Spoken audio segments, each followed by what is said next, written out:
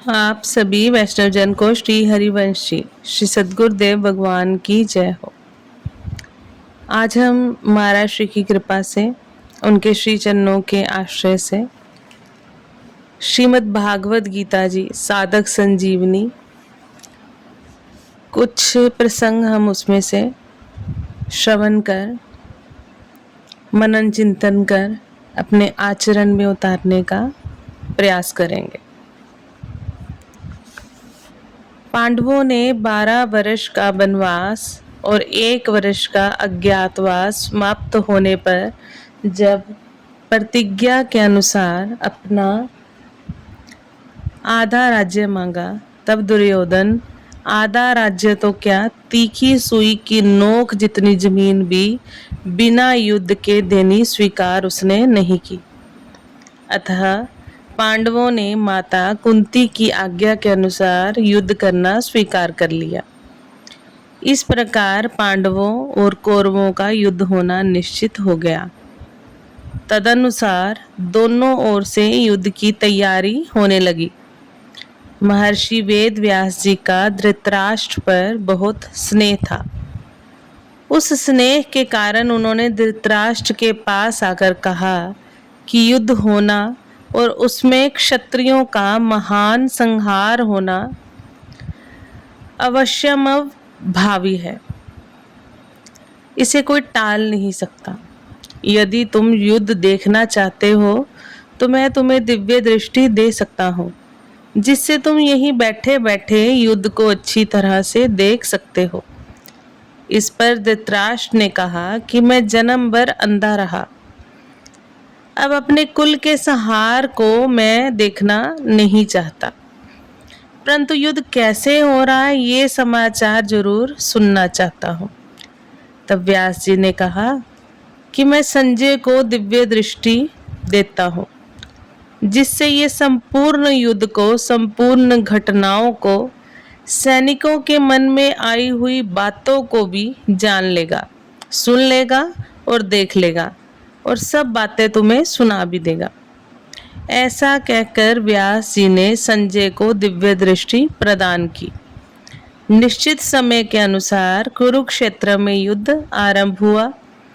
10 दिन तक संजय युद्ध स्थल में ही रहे। जब पितामह भीष्म बाणों के द्वारा रथ से गिरा दिए गए, तब संजय ने हस्तिनापुर में, जहां धृतराष्ट्र विराजमान थे, आकर धृतराष्ट्र को ये समाचार सुनाया। इस समाचार को सुनकर धृतराष्ट्र को बड़ा दुख हुआ और वे विलाप करने लगे। फिर उन्होंने संजय से युद्ध का सारा वृत्तांत सुनाने के लिए कहा। भीष्म पर्व के 24वें अध्याय तक संजय ने युद्ध संबंधी बातें धृतराष्ट्र को सुनाई। 25वें अध्याय के आरंभ में धृतराष्ट्र संजय से पूछते हैं,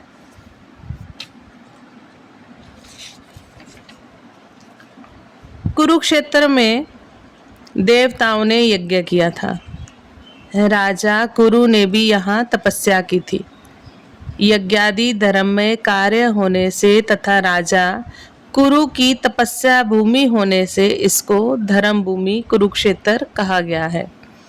यहाँ धर्म क्षेत्र और कुरुक्षेत्र पदों में क्षेत्र शब्द देने में धृतराष्ट्र का अभिप्राय है कि यह अपनी कुरुवंशियों की भूमि है।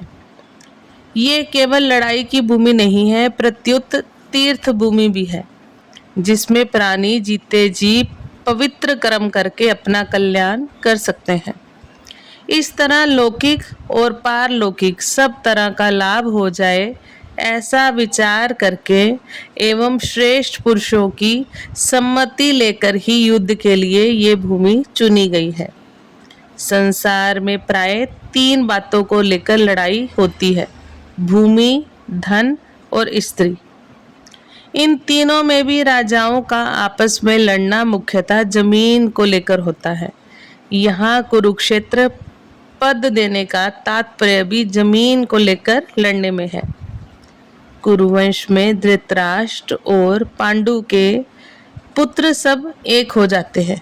कुरुवंशी होने से दोनों का कुरुक्षेत्र में अर्थात राजा कुरु की जमीन पर समान हक लगता है। इसलिए कौरवों द्वारा पांडवों को उनकी जमीन ना देने के कारण दोनों जमीन के लिए लड़ाई करने आए हुए हैं।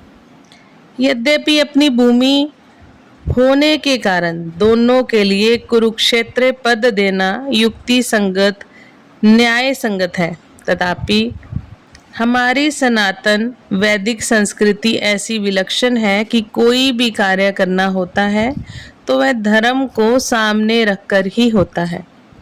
युद्ध जैसा कार्य भी धर्म भूमि तीर्थ भूमि में ही करते हैं, जिससे युद्ध में मरने वालों का उद्धार हो जाए, कल्याण हो जाए। अतः यहाँ कुरुक्षेत्र के साथ धर्म क्षेत्र पद आया है।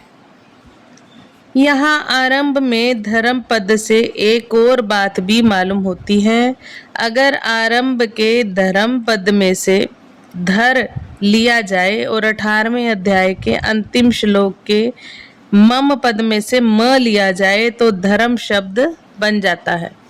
अतः संपूर्ण गीता जी धर्म के अंतर्गत है, अर्थात धर्म का पालन करने से गीता जी के सिद्धांतों का पालन हो जाता है और गीता जी के सिद्धांतों के अनुसार कर्तव्य कर्म करने से धर्म का अनुष्ठान हो जाता है।